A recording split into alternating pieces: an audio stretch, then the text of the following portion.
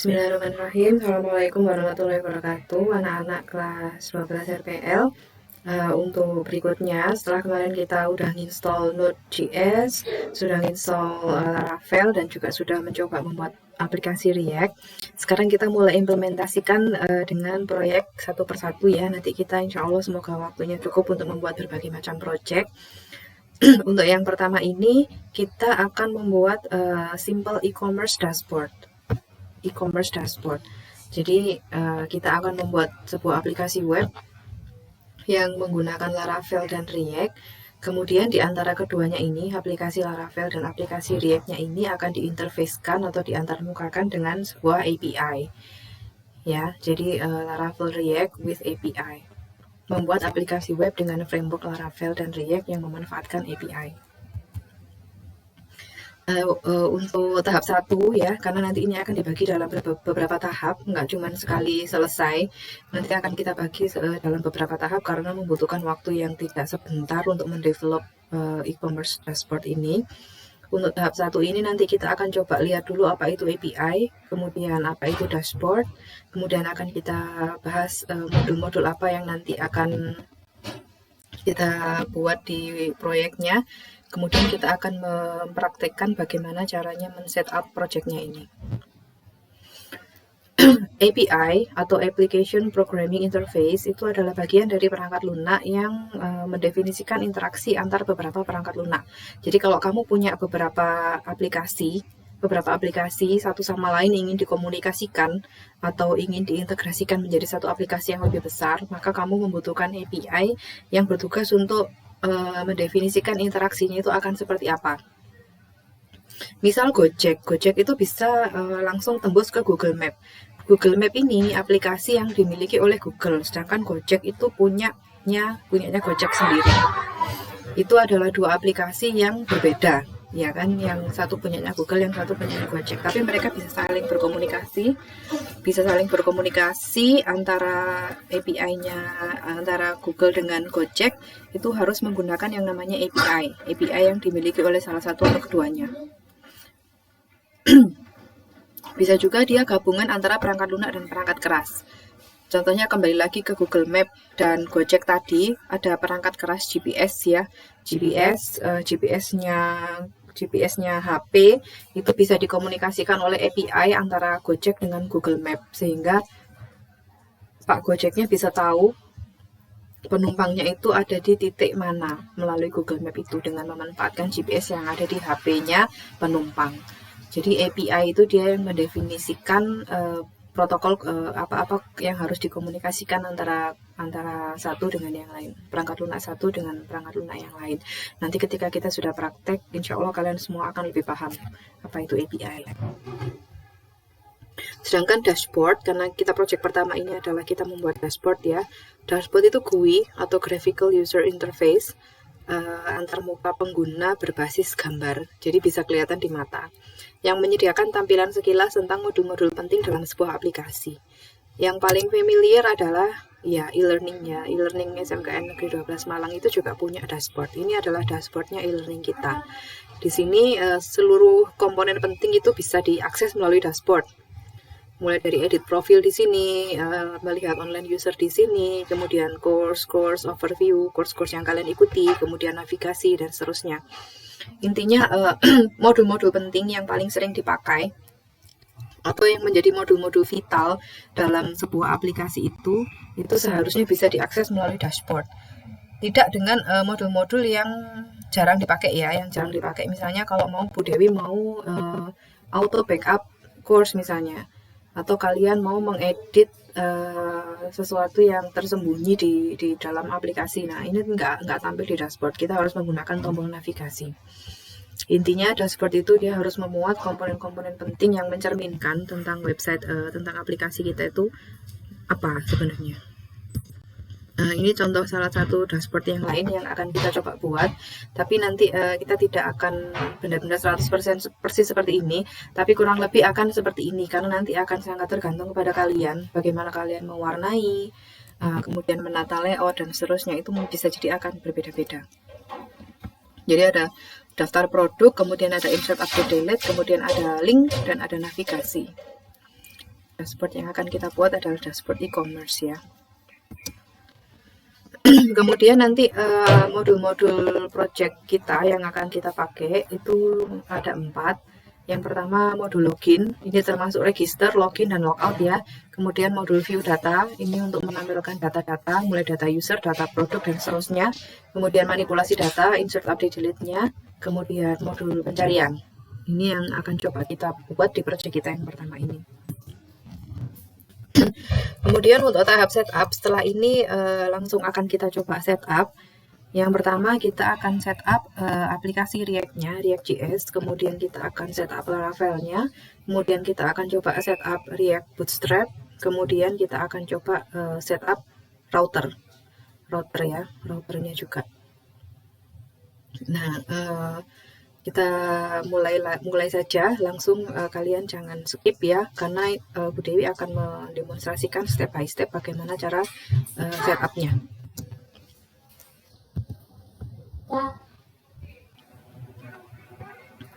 Oke, yang pertama kita mau bikin React App ya.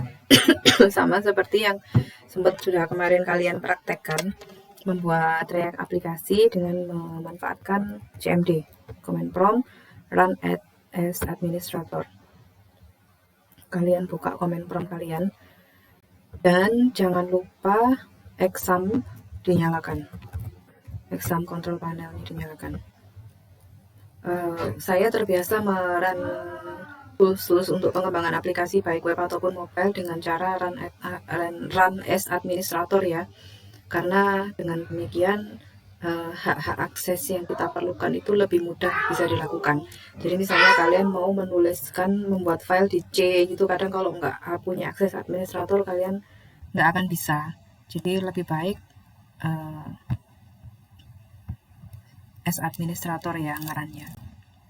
Kalau kalian command prompt-nya dibuka dengan mode administrator, kalian pasti masuknya ke C Windows System 32. Di sini kalian harus berpindah ke exam, cd exam htdocs. Nah, sudah masuk ke exam htdocs, kalian tinggal membuat React App di situ. npx create new create React App, kita kasih nama ecom dashboard. Kita tunggu sampai dia selesai terbuat ya, mungkin butuh waktu beberapa saat karena akan tergantung dengan koneksi internet kalian. Jadi ini harus dilakukan dengan koneksi internet yang lancar sebaiknya, karena kalau nggak lancar nanti dia juga akan susah juga. Kita tunggu sampai selesai.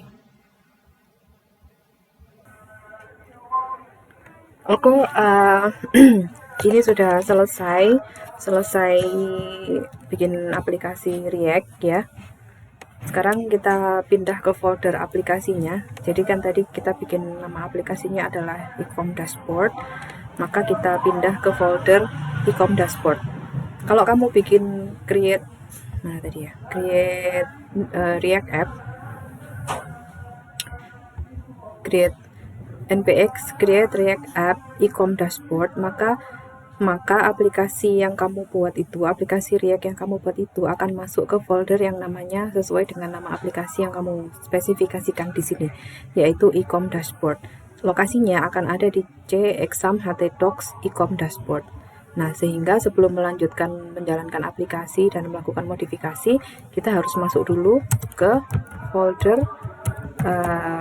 di mana aplikasi itu tersimpan, cd ecom dashboard. Kemudian untuk menjalankannya bisa pakai npm start.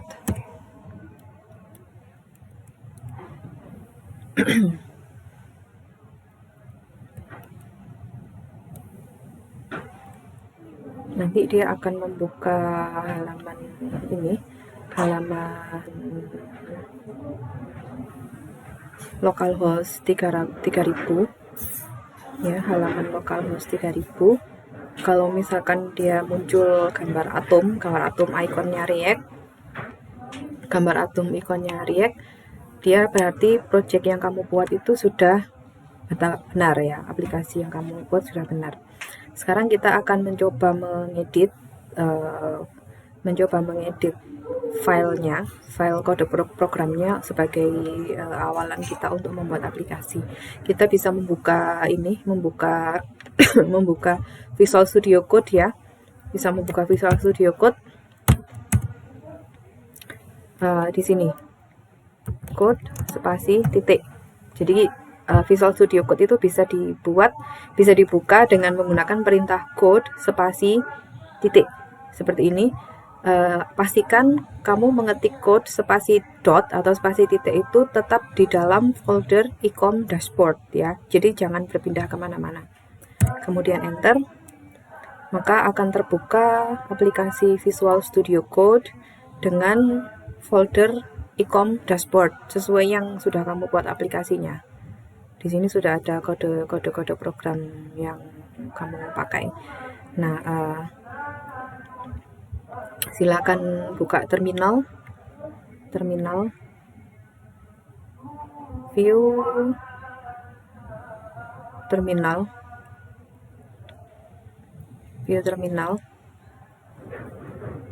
Di sini kamu juga bisa menjalankan project itu dari terminalnya Visual Studio Code. Jadi tidak harus dengan menggunakan CMD. Bisa juga di sini npm start, bisa juga di sini. Tapi ini tadi kita sudah menjalankan lewat CLI atau command from dashboard. Jadi putus ya. Putus karena kita tadi menggunakan ini ya, mengakhiri sessionnya dengan mencoba membuka Visual Studio Code. Kita bisa start lagi, npm start. Kita coba start lagi.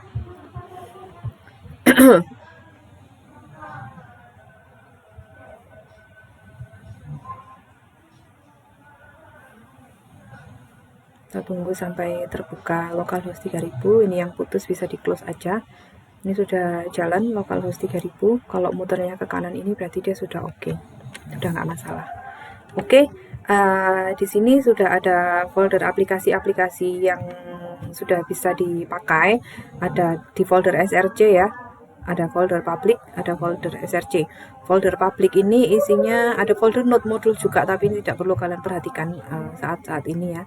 Ada index.html, icon, logo, dan robots.txt. Ini dia digunakan untuk crawler ya, web crawler. Jadi seperti website search engine seperti Google itu biasanya memanfaatkan crawler untuk melakukan pencarian. Ini tidak kita modifikasi sementara ini. Index.html ini untuk halaman index.html yang seperti yang sudah kalian biasa pakai. Nanti yang akan paling banyak kita pakai adalah di folder src. Ini source. Nah, ini ada app.css, ini untuk layout dan style dari tampilan halaman aplikasi web yang mau kita buat. Kemudian app.js, ini adalah kumpulan kode JavaScript di aplikasi utama. Jadi aplikasi utama ini tampilan ini itu adalah hasil dari app.js ya, dengan styling yang dibuat oleh app.css. Kemudian ada index.css, nanti ini untuk styling halaman index.js. Halaman index.js ini adalah landing page-nya di style oleh index.css ini.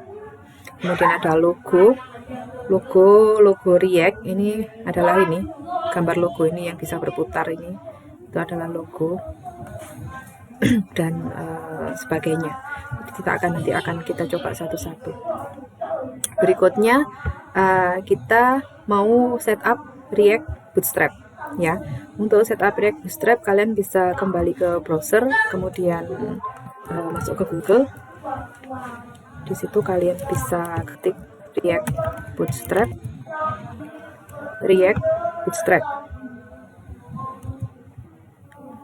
Dibuka saja React Bootstrap-nya, hasil pencariannya. Ini biar nggak lemot, saya hapus dulu.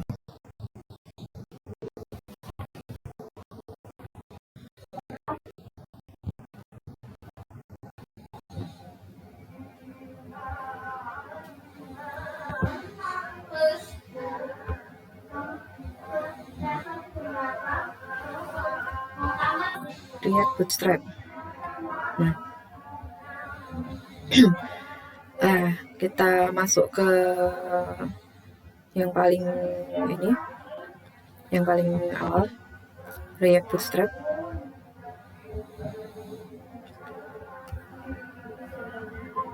Kemudian pilih Getting Started.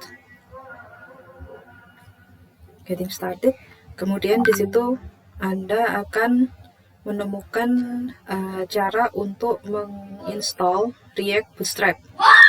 Instalasi React Bootstrap ya, instalasi React Bootstrap. Sudah ada kode yang harus kamu jalankan atau perintah yang harus kamu jalankan. Ini copy aja, copy.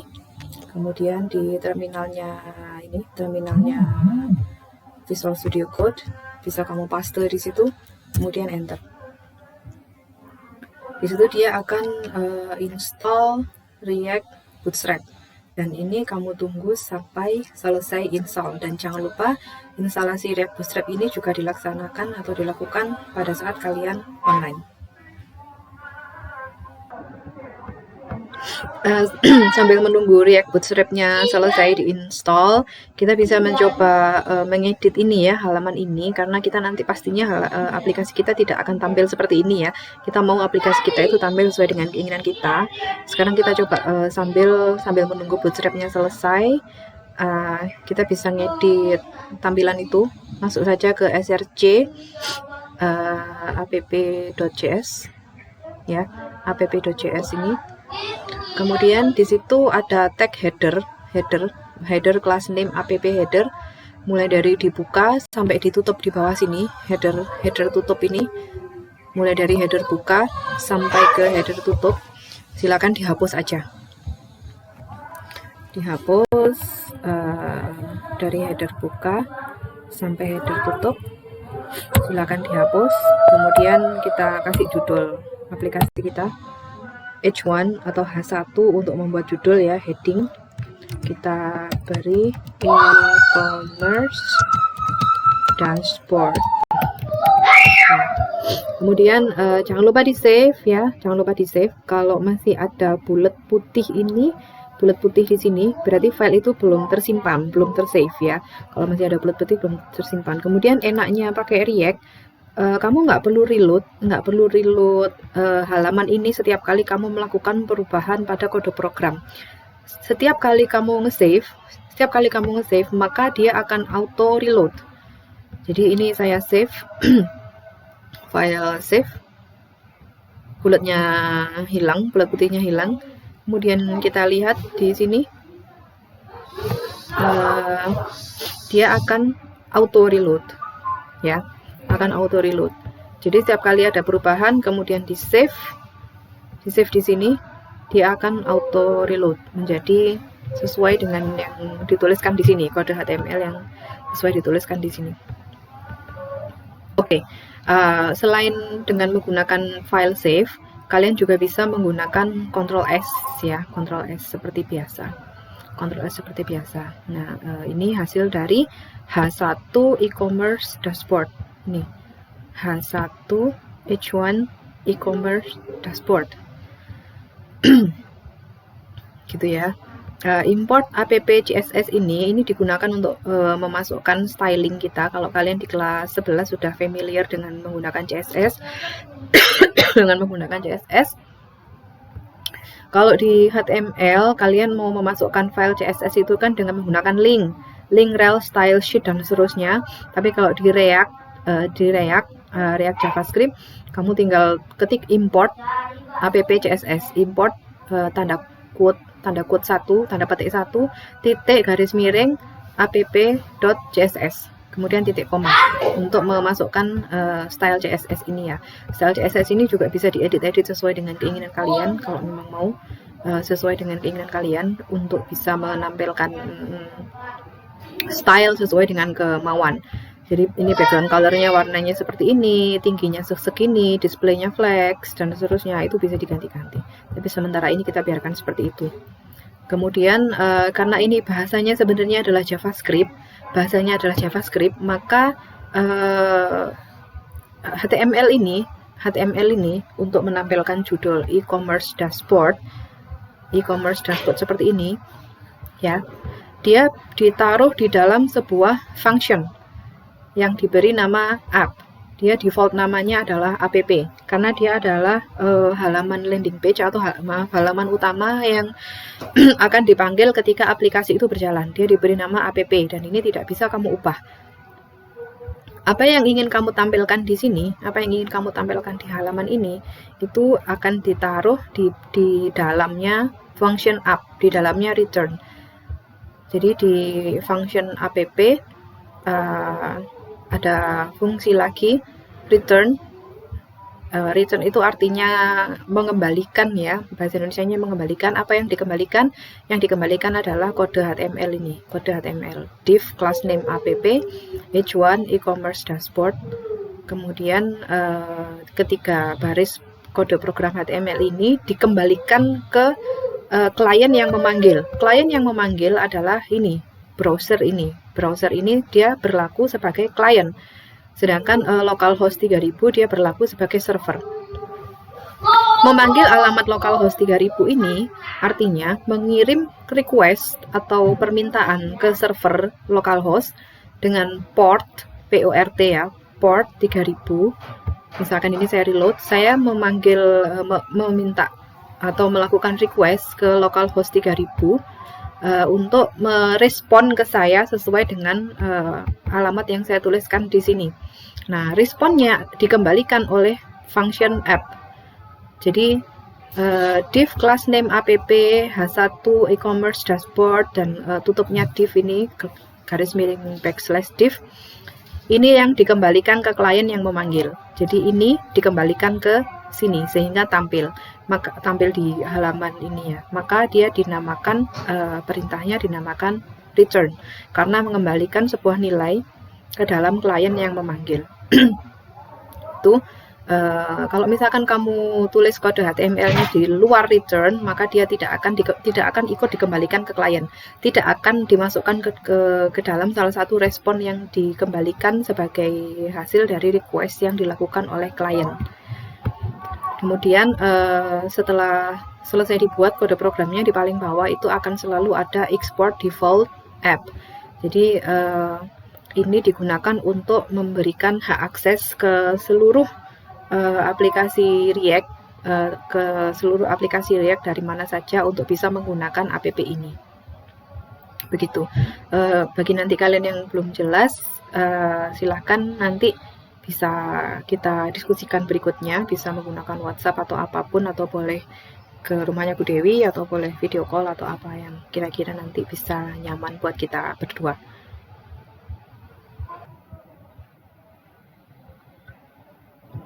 Oke, ini juga sudah selesai installnya React Bootstrap ya. Sudah terinstall. Nah, sekarang kita bisa langsung pakai React Bootstrap-nya untuk menguji coba apakah memang benar-benar sudah terpasang dengan baik atau belum. Langkah pertama, kita kembali ke websitenya React Bootstrap ini ya. Kita mulai akan melakukan importing components. Yang pertama kali kita mau import adalah CSS ya. Jadi style sheets kita. Karena kita kan tujuannya menggunakan Bootstrap ini untuk mempercantik tampilan dari aplikasi React kita ya. Oh ya, sebagai informasi bahwa aplikasi React yang kita buat ini akan bertindak sebagai front end. Kemudian nanti back end-nya menggunakan Laravel ya. Jadi yang aplikasi yang akan langsung berinteraksi dengan pengguna kita dibuat dengan menggunakan React ini yang sekarang sedang kita setup. Kemudian nanti aplikasi yang berada pada server yang menangani komunikasi di server adalah yang kita buat dengan menggunakan Laravel. Oke, untuk style sheet ini ada dua cara untuk melakukan import. Yang pertama ada di kotak hitam yang atas ini. Ini adalah cara lokal, yaitu import bootstrap dis CSS bootstrap min CSS ini sesuai dengan yang di sini. Kalian bisa kopas nanti dari websitenya React Bootstrap. Kemudian cara yang kedua adalah online. Kalau lokal, maka dia akan mengambil file bootstrap min CSS dari instalasi bootstrap yang sudah kalian lakukan. Jadi pada saat kita install Bootstrap tadi akan terbuat sebuah folder namanya Bootstrap. Di dalamnya ada folder dist, di dalamnya lagi ada folder CSS, di dalamnya lagi ada file Bootstrap min.css. Nah, itu adalah file style sheet yang akan kita pakai secara lokal. Keuntungannya adalah kalau servernya nanti nggak dapat akses internet, maaf, kalau kliennya nggak dapat akses, klien nggak dapat akses internet, nggak bisa akses. Oke, servernya nggak dapat akses internet, maka stylenya akan tetap bisa dipakai karena dia sudah tersimpan di komputer server, ya, akan lokal. Sedangkan yang online, yang menggunakan cara yang kedua, style sheet-nya itu mengambil dari alamat website ini, CDN ya. Jadi https://npm/cdn/bootstrap502/dis/css/bootstrap.min.css. Ini online. Jadi stylenya akan di-load secara online. Ini akan cenderung akan menghemat tempat di server ya, tapi dia karena mengambil dari internet maka membutuhkan akses internet. Saya prefer untuk cara yang pertama, jadi saya mau pakai yang lokal aja. Kita pilih ini, kita blok cara importnya, copy aja, copy. Kemudian kalian masuk ke index.js, ditaruh di sini. Kemudian jangan lupa di save. Nah, sekarang kita mau tes untuk membuat komponen yang sederhana, misalnya button ya. Misalnya button. Nah, di sini kita coba bikin button biasa dari HTML. Button simple HTML button. Gitu.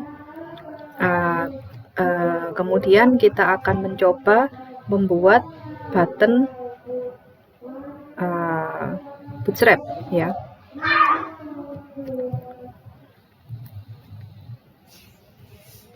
Untuk membuat button Bootstrap kita harus import dulu di sini, import button from React Bootstrap. Nah, import button. Perhatikan bahwa button pada React Bootstrap itu diawali dengan huruf besar. Jadi kalau kamu menggunakan huruf kecil seperti di sini, maka yang terbuat button yang terbuat akan merupakan button biasa, button HTML. Tapi kalau kamu menggunakan huruf besar, B besar, seperti ini, maka yang terbuat adalah button dari Bootstrap. Di save, ada simple HTML button sama React button. Amati bahwa ada perbedaan, ada huruf kecil untuk simple HTML button dan huruf besar B besar untuk Bootstrap button. Kita cek di React app kita. Nah, simple HTML button, Bootstrap button. Jadi untuk yang Bootstrap button ini ada warna biru. Kemudian yang simple HTML button ya button biasa, simple button biasa yang biasa kita pakai menggunakan HTML. Ada satu hal lagi anak-anak, untuk bisa auto save kita harus menjalankan npm start-nya di terminal sini, di terminalnya Visual Studio Code. Ini saya matikan ya, misalnya saya matikan, saya pakai Ctrl C, terminate batch job, saya pilih Y, maka servernya akan mati, server localhost 3000-nya akan mati.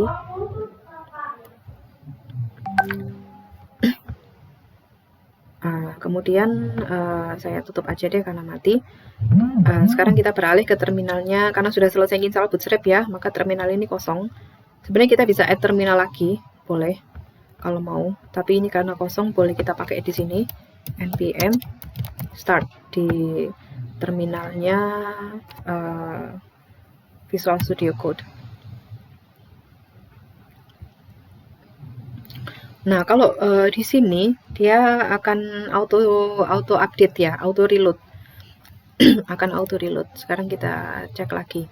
auto reloadnya sudah jalan atau belum.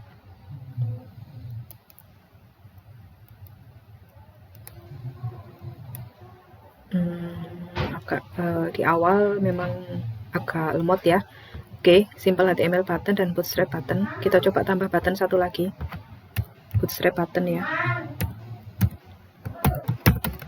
button, bootstrap button 2. Kemudian kita save. Di sini dia auto reload. Bootstrap button dan bootstrap button 2. Jadi selama ini jalan, kalian tidak perlu khawatir, tidak perlu repot melakukan reload manual di sini atau Ctrl R.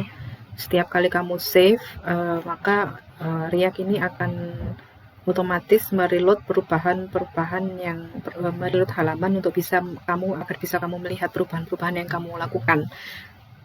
Gitu. Oke, untuk Bootstrap kita sudah berhasil setupnya. Sekarang berikutnya kita akan setup React Router ya, React Router. Kalian bisa ke ini lagi, ke browser. Kemudian kalian tulis React Routing.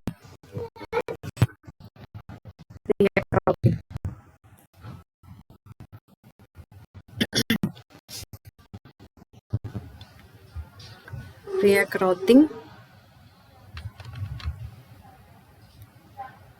Masuk ke Google aja. google.com baru React Routing. Karena kalau pakai Bing dia oke. Pilih yang paling atas, React Router, Declarative Routing. Ini ya. Ada Quick Start. Di sini ada tahap installation. Nah, kita akan install React Router DOM. React Router DOM ini nanti akan bermanfaat untuk navigasi ya. Ketika kita membuat link di aplikasi React, kita butuh React Router. Sehingga kita harus setup ini. Ini tadi kita sudah lewati tahap ini, npx create React app. Kita sudah lewati npx create React app e-com dashboard tadi ya. Kemudian kita sekarang akan install routingnya, install router DOM-nya. npm install React Router DOM. Kita kopas atau bisa kalian ketik langsung. Karena ini terminalnya kita ini sedang aktif untuk menjalankan servernya React ya, servernya ini React aplikasi ini, maka kita bisa bikin terminal baru di sini sehingga akan ada double terminal. Nah, ini sudah aktif node. Kemudian yang ini terminal yang kedua adalah PowerShell. Kita tulis di sini npm install React Router DOM. Kemudian enter. Pastikan juga internetnya berjalan. Ya, di sini dibutuhkan beberapa waktu untuk menginstal React Router DOM. Jadi kita tunggu sampai selesai.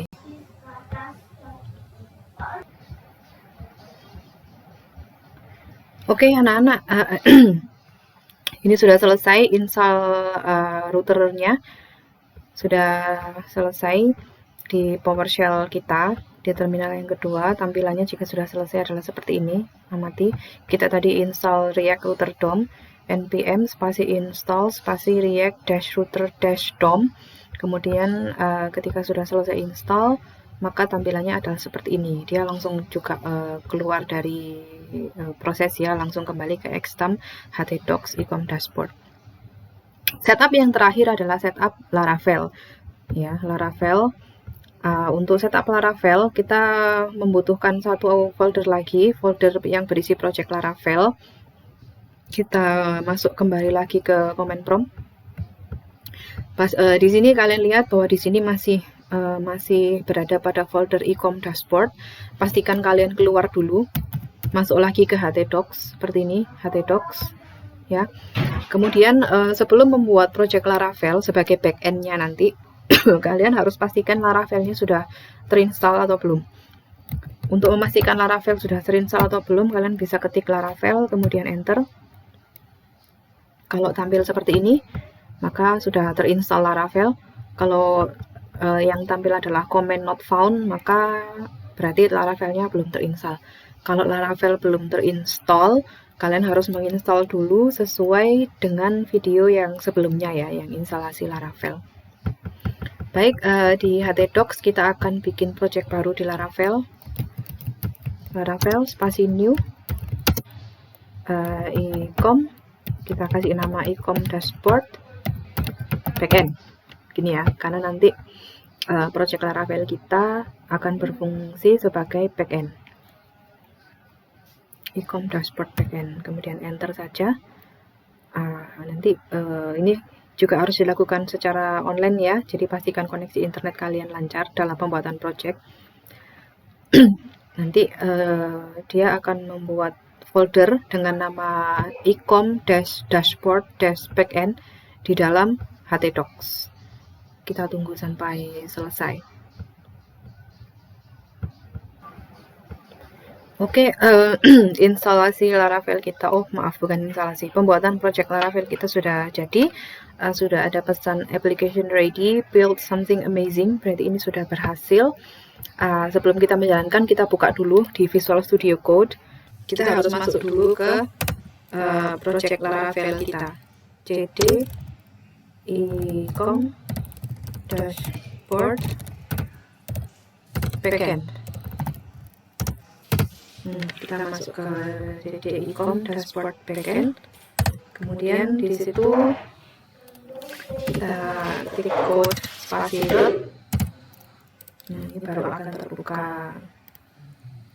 Ini terbuka Visual Studio Code. Ya, oke. Di sini sudah ada berbagai macam folder project Laravel ini. Jadi ada app, bootstrap, config, database, public, resource, route, storage, dan seterusnya. Nanti kita akan membahas tentang struktur filenya di kemudian hari. Kita sementara ini setup kita sampai Laravel dulu. Kita coba jalankan terminal.